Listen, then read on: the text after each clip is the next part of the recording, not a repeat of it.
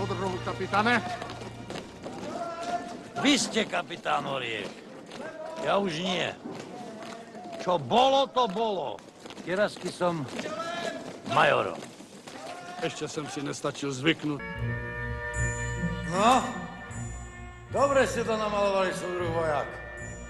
Ale povedzte mi, prečo má súdruh Žižka v ruke hen takú onú vyrezávanú halusku?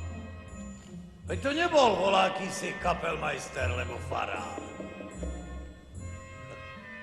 Dajte mu do ruky aspoň ľahký gulomet.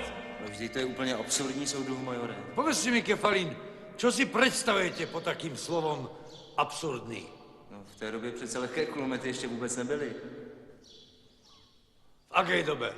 V 15. století. V 15. storočí som tiež nebol majorom.